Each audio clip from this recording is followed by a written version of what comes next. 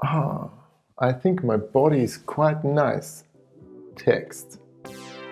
That's the worst joke ever I could start a video with. Whatever. In the last video I already talked about how to use display text, the large text that should pull you in, engage your reader. In this video I'll cover the main part of your project or product, the body text. This is the second part of the 3-part mini-series about how to choose a proper typeface. If you want to find out what to pay attention to when choosing your body text typeface, stay tuned and welcome to Pimp My Type.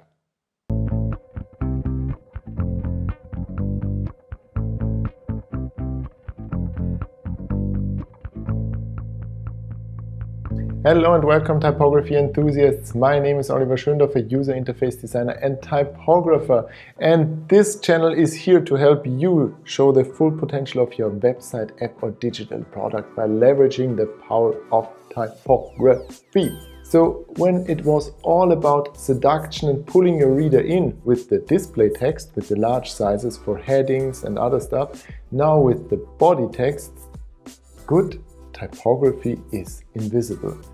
I guess everyone already said this in some kind of way. Your body text should disappear. It should be invisible to the reader.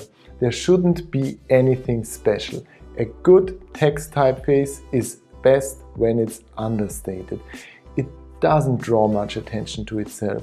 The letters are not that extravagant in German, because your content should be king, not the type.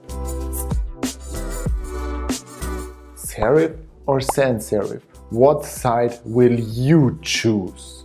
Actually, it's not that hard. It's not that one might be good and the other one might be bad. It's more or less about what atmosphere your project wants to convey. Sans-serif fonts are considered to be more modern or universal, but on the other hand they could also be very dry and replaceable, always depending on your project. On the other hand, you have your serif fonts, which might be a bit more elegant, traditional, established, but on the other hand it also could be a bit dusty or old-fashioned, always depending on your project. But when it comes to readability, there's no advantage of one over the other. I guess everyone here can read this. And the reason for that is because we read the upper part of a word. We read shapes and not individual letters. And if you have a typeface that has very distinctive letter shapes, it's easier to read. What kind of letter could this be? It could be an A, a G and a Q, depending on the kind of typeface. And if you're looking at these 3 different typefaces, you have a very geometric sans-serif, then you have a humanist sans, and then you have a humanist serif. And these 3 kinds of typefaces, they have different levels of distinctiveness.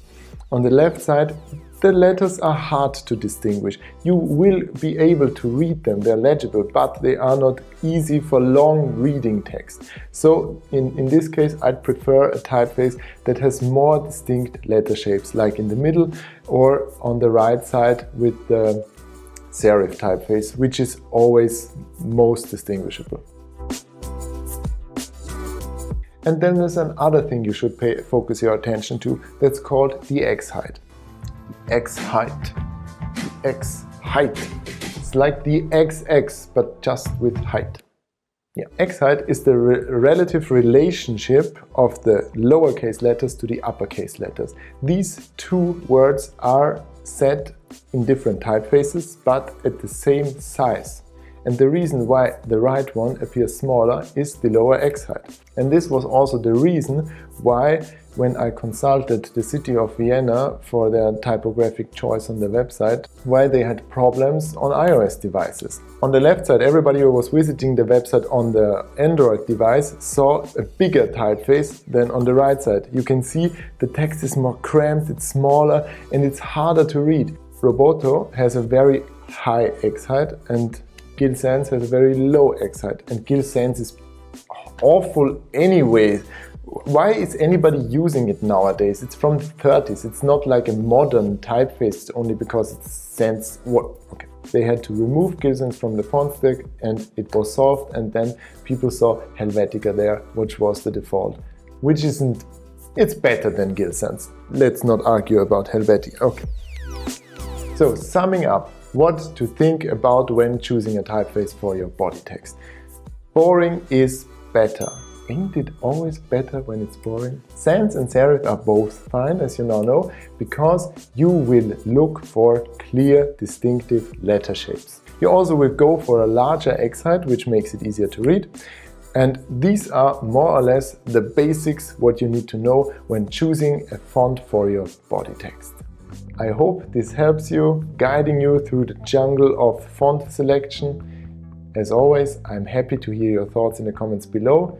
And of course, you will hit that red button that says in terribly spaced all caps letters subscribe, and we see each other next time.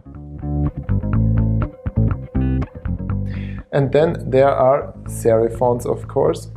Did I say serif before? I meant sans serif, of course. So sans serif fonts are more elegant. No, they're not. I'm mixing everything up here. Totally confused. So let's start over.